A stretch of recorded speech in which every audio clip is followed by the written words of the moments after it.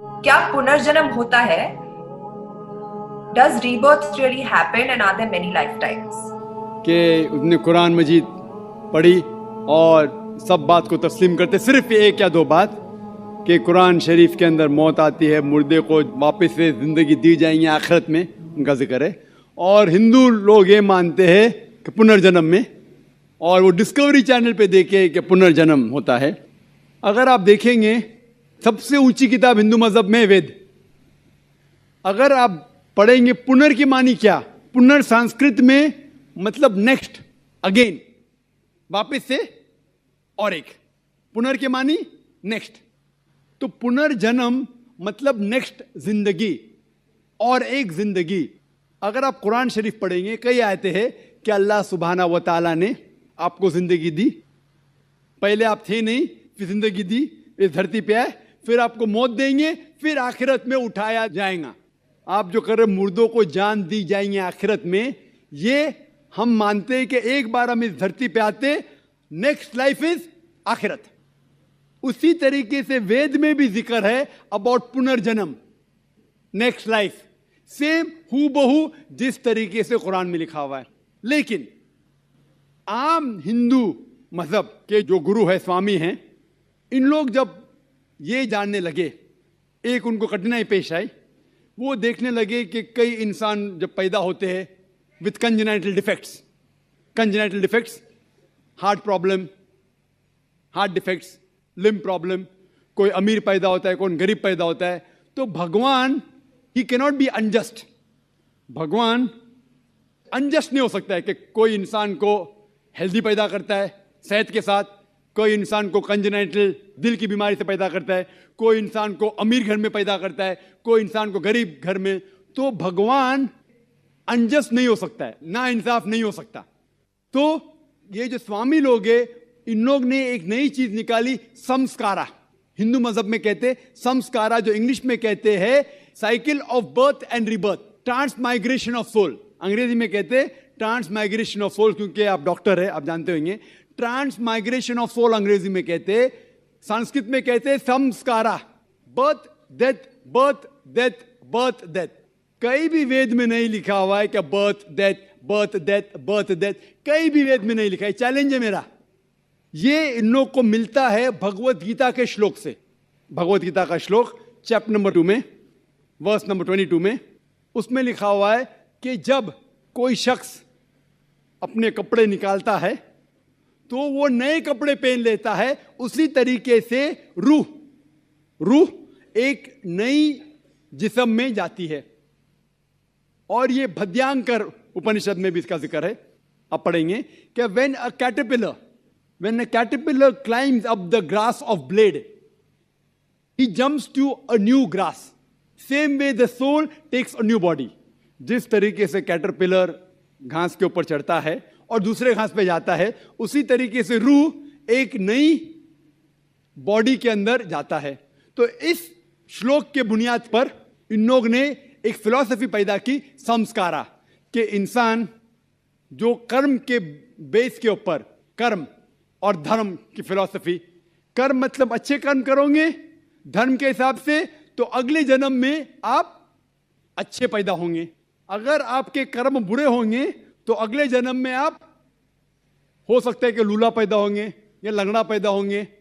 और जो कहते हैं कि आप इंसान 7 बार बनेंगे, ये कौन कहता है? वेद नहीं कहती, ये स्वामी जी लोग कहते हैं। कोई वेद में कहीं लिखा नहीं है, क्योंकि उनको ये नहीं कह सकते थे कि इंसान क्यों गरीब पैदा होता है, क्यों अपाहिज पैदा होता है। उनकी सोच कम थी, इसीलिए नई फिलॉसफी लेके आए, ट्रांसमाइग्रेशन ऑफ सोल। आप तो डॉक्टर है, मैं भी डॉक्टर हूं। आपने कहीं मेडिकल साइंस बुक में पढ़ा हुआ है कि इंसान इस दुनिया में जन्म लेता है? कभी नहीं। क्या फिजियोलॉजी में पढ़ा, क्या एनाटॉमी में पढ़ा? अगर ये साइंटिफिक फैक्ट होता था तो हम मेडिकल कॉलेज में पढ़ते थे कि इंसान नए जन्म लेता है। हम कभी भी नहीं पढ़े। इससे यह साबित होता है कि साइंस इसको तस्लीम ही नहीं करती।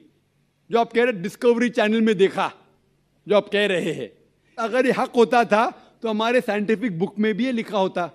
तो ये कहना कि साइंटिफिक प्रूफ है कि हम जन्म लेते हैं, बिल्कुल गलत है। इस्लाम जो इसका जवाब देता है वो है कि इस्लाम तस्लीम करता है कि अल्लाह सुब्हाना व तआला कुछ लोग को अपाहिज पैदा करता है, कुछ लोग को अच्छी सेहत देता है, कुछ को गरीब, कुछ को अमीर।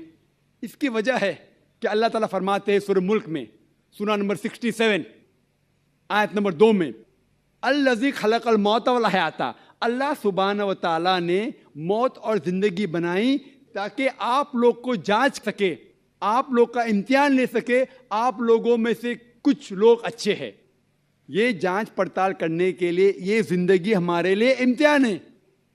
और अल्लाह ताला फरमाते सूरह अनफाल में सूरा नंबर 8 आयत नंबर 28 में कि आपके बच्चे और आपकी जायदाद आपके लिए फितना है। आपकी जायदाद और आपके बच्चे आपके लिए एक टेस्ट है, आपके लिए इम्तिहान है। अल्लाह ताला कुछ लोग को गरीब घर में पैदा करता है, कुछ लोग को अमीर। जो लोग अमीर है उनके लिए इम्तिहान है कि वो ज़कात देते क्या नहीं। जैसा कि मैंने कहा मेरी तकरीर में, तीसरी बुनियादी बात इस्लाम में है ज़कात। जिस शख्स के पास 85 ग्राम से ज़्यादा सोना है या उसके मुकाबले में धन है, उसको 2.5% ज़कात देना फ़र्ज़ है। जो आदमी अमीर है, कुछ अमीर लोग बराबर ज़कात देते, कुछ लोग आधा देते, कुछ लोग देते ही नहीं। तो अमीर इंसान को शायद 100% मार्क्स मिले या 50% मार्क्स मिले या 0% मिले। वो गरीब इंसान को ज़कात में तो 100 मार्क्स मिलता है, 100 आउट ऑफ 100। उसको ज़कात देना ही नहीं। हम कहते रहे बेचारा गरीब इंसान है, लेकिन असल में देखे जाओ तो उसको उस इम्तिहान में, गुर्बत के इम्तिहान में 100% मार्क्स मिले। आप समझ रहे? इसी तरीके से अल्लाह ताला कहते हैं कि आपके बच्चे आपके लिए इम्तिहान है। हो सकता है मिसाल के तौर पे एक अच्छे जोड़ी है, अच्छे मुसलमान है, 5 टाइम नमाज पढ़ रहे हैं, हज को गए हैं, रमज़ान में रोज़ा रखते हैं, ज़कात देते हैं। अल्लाह ताला उनका और बड़ा इम्तिहान लेना चाहता है। जितना बड़ा इम्तिहान उतना बड़ा इनाम। मिसाल के तौर पे अगर आप बीए पास करते तो आपको सिर्फ ग्रेजुएशन मिलता है। अगर आप एमबीबीएस पास करते आपको डॉक्टर कहलाया जाता। डॉक्टर मतलब ऊंचा ओहदा। इसी तरीके से अल्लाह सुब्हाना व तआला हो सकता है कि उस जोड़ी को इम्तिहान और सख्त देता है और ऐसा बच्चा पैदा करता है जो अपाहिज है। अल्लाह ये देखना चाहता है कि अपाहिज बच्चा पैदा करने के बावजूद वो अल्लाह के ऊपर ईमान रखता है क्या नहीं। अगर ईमान रखता है तो अल्लाह उसे जन्नत फिरदौस देना चाहता है। और कठिन इम्तिहान और बड़ा इनाम। हो सकता है कि वो इम्तिहान में फेल हो जाएगा। तो ये कुरान की आयत है, आपके बच्चे आपके लिए इम्तिहान है। कभी कोई भी अगर कलामिटी आती है, कोई भी आपको नुकसान होता है, इधर वो आपके लिए इम्तिहान है या आपके लिए सजा है। जब भी कोई भी आपको इनाम मिलता है, वो इधर आपके लिए इम्तिहान है या आपके लिए रिवॉर्ड है।